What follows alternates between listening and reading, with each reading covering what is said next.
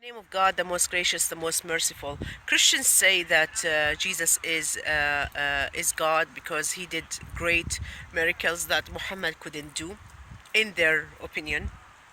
So they say the Quran says in Surah Al-Imran, in the second chapter of the Quran, that Jesus was a creator. He was a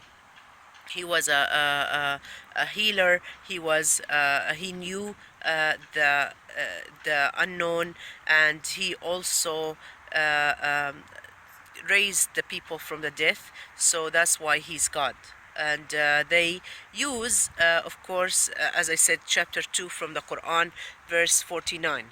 But if we really read this verse and be more thorough and thoughtful about this verse, we'll see that actually Jesus doesn't say that he's God. Let's go ahead and read it. In the name of God says, "And make him a messenger to the children of Israel, who will say, Indeed, I have come to you with a sign from your Lord, in that I designed for you from clay." Of course, here also the translation, "In that I create for you from clay that which is like the form of a bird, then I breathe into it, and it becomes a bird, by permission of Allah, God. And I cure the blind and the leper, and I give life to the dead, by permission of Allah, by permission of God. And I inform you of what you eat and what you store in your houses." That means he knows the unknown. "Indeed, in that is a sign for you, if you are believers." First of all, the verse says that everything that Jesus is doing is in the permission of Allah, in the permission of God. So it was mentioned at least 2 times in the permission of God that Jesus does not do anything without the will of God. And actually, Jesus said that I have the authority from the Lord. It's in John 17:2. He says that I have the authority from the Lord to give the eternal life. He said also that I cannot do anything from my own. Whatever I do is my Father's will. I only do my Father's will. So this by itself shows that Jesus is not God,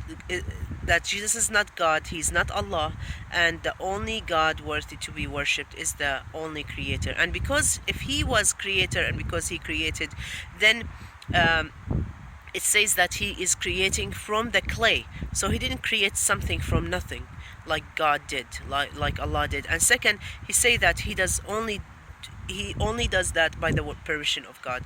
Also, if you think that because he did great miracles, and they are the greatest miracles ever, actually the Old Testament show some miracles that other prophets did greater than the miracle Jesus did. So for example, in 2 Kings 13 chapter 21, we see that a dead prophet raised a dead man. So a dead person raises a dead man from the death. I think this is a greater miracle than what Jesus did. So if we read it, it says in 2 Kings chapter 13 verses 21, "And as they were burying a man, behold, they saw a marauding band, and they cast the man into the grave of Elijah. And when the man touched the bones of Elijah, he revived and stood up on his feet." What? So a man who's dead, he touched another man's bones and he stood up. And that man's bones is Elijah. He's a great prophet in the Old Testament. So if we want to say that Jesus did a great miracle, I think this is a greater miracle, to see a dead man reviving another dead man. So we see from the verses that Jesus is not God. That doesn't prove that Jesus is God. Unfortunately, I've seen some people fall into it, but you have to go back and read the Quran, and it says that everything that Jesus is doing is by the permission of God. Thank you so much for listening, and we'll continue next time.